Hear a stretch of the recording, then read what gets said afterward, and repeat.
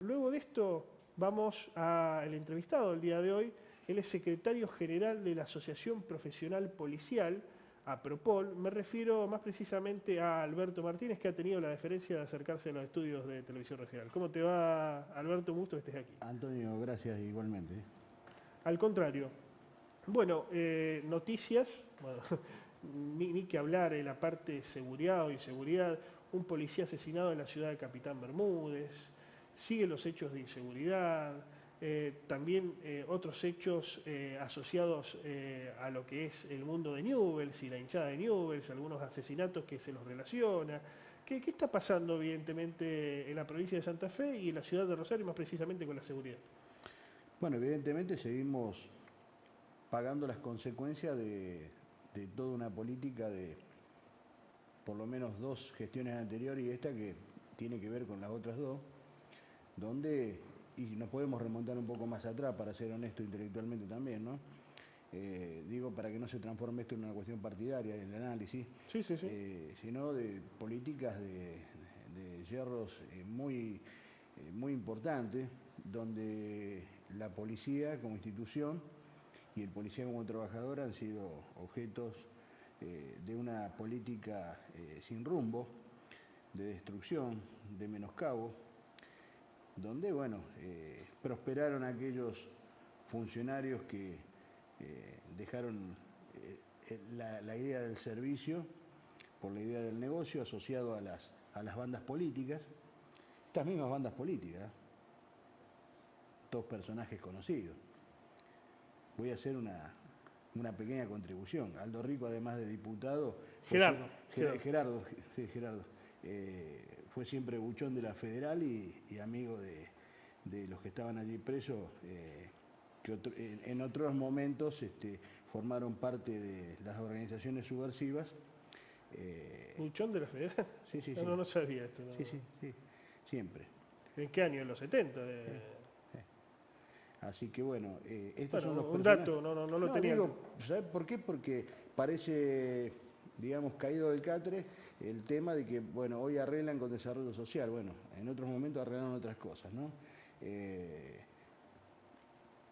Es conocido en la calle 9 de Julio. Pero bueno, un dato anecdótico si se quiere, ¿no? Pero volviendo al tema de la inseguridad, ha pasado por esas manos la seguridad. Las reformas policiales, la ley de emergencia en seguridad, y dentro de eso prosperaron estas bandas. Las mismas bandas que hoy disputan el poder territorial. Y era el paso que seguía. Primero el acuerdo por debajo de la mesa, después el confronte sobre la mesa y ahora ya la disputa por el territorio. Ahora, uno dice, ¿no? Pensando desde la ignorancia como pensaría cualquier ciudadano promedio. La banda de los monos prácticamente está desarticulada, todos sus referentes, dirigentes, no sé cómo se lo puede considerar, sus cabezas visibles están presas o en proceso de estarlo. Hoy cayó el último. Claro, justamente Mariano Salomón, si mal no recuerdo. Uno tendría que pensar, bueno, ya por ende tendría que finalizar el narcotráfico, pero ¿cómo sigue esto? Entonces es que hay algo más Hubo detrás. un cambio de figuritas, hubo un reacomodamiento. Esto es lo que significó este proceso que hemos vivido después de la caída en desgracia de esta banda. Pero había otras y hay otras. Bueno, el tema es que acá la conducción del proceso, los jefes de la banda, no están situados en la banda, o forman parte de ella, pero tras bambalina, ¿no? Están en el gobierno, este es el problema. Por eso la ligación que tenemos, ¿verdad? Tenemos un jefe de policía preso por primera vez en la historia, puesto por Viner y Bonfatti. Sí, el comisario de Toñoli. Toñoli era uno de los eslabones superiores, pero uno de los eslabones, pero no se tocó la parte política. Hoy son diputados, manejan la Cámara como empleados superiores administrativos, funcionarios de alto rango. Hasta ahí no se llegó. Entonces eso sigue intacto. Las campañas se siguen financiando, las campañas electorales. Acá tenemos todos los partidos políticos que están preponderando en la vidriera política, tienen observados o rechazados sus balances y sus gastos de campaña. Y a nivel nacional lo mismo. ¿De dónde sale ese dinero? Entonces así no hay seguridad posible. Ahora, si bien ya no sos trabajador policial, pero te dedicás a la lucha de los derechos de los trabajadores policiales, conocés el paño, ¿qué hay cuando se dice, no, la policía es parte del problema del narcotráfico, de la inseguridad que tenemos? ¿Esto es así? ¿Se puede erradicar esto? Porque, a ver, yo los otros días me enteraba y me ponía muy contento que una persona que conozco, que aprecio, ¿no? Porque es una persona respetable, me parece, Mariano Savia, por ejemplo, había ingresado como asistente técnico de Puyaro. Digo, bueno, esperemos que haya un cambio, digo, pero a ver, la policía, ¿qué se puede hacer? ¿Qué se puede decir de la policía primero y qué se puede hacer con esta policía para intentar cambiarla? El tema, bueno, nosotros hoy lo charlaba con uno de los compañeros de tu equipo antes del programa. Somos 20.000, más de 20.000 en la provincia. Una provincia que es grande como Italia, tiene aproximadamente la misma superficie y una diversidad muy importante. No es tan fácil, siempre va a haber algún descarriado o algún foco que haya que, bueno, de alguna manera controlar, revertir situaciones que no dan. La inmensa mayoría trabaja. Ahora, el problema, yo creo que, porque esto, como decía un general sabio, se viene descomponiendo de la cabeza el pescado. Y desde ahí hay que bajar parámetros, imágenes con las cuales uno pueda representarse y pueda desarrollar una carrera. Es decir, eso básicamente, es decir, y es lo que no se ve, pero no se ve desde el plano político. Este es el gran problema. El plano político es el más difuso. Y después, bueno, dentro de la propia organización, eso tiene una implicancia. Una implicancia muy importante también, como por ejemplo el destrato que está teniendo el personal.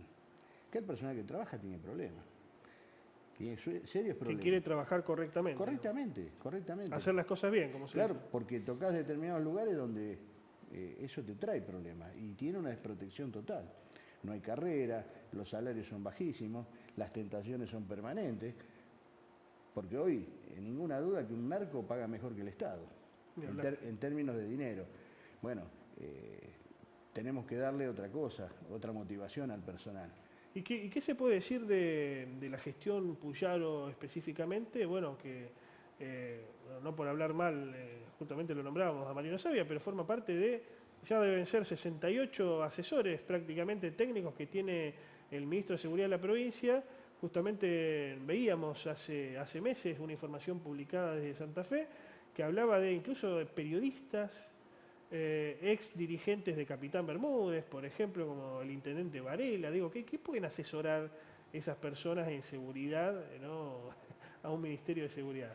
El 60%, y esto no es discriminatorio bajo ningún punto de vista, pero el 60% no tiene secundario completo.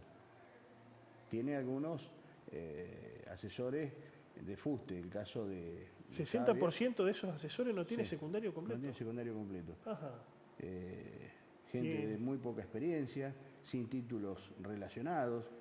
Sí, lo que vos decís, hay algunos, hay un grupo numeroso de periodistas, de gente no por hablar mal de colegas, digo, pero ¿qué puedo entender yo como periodista, más que hablar superficialmente, digamos, más que alguien dedicado a la materia? Digo. Lo que interesa ahí fundamentalmente es la puesta en escena de una imagen, un relato.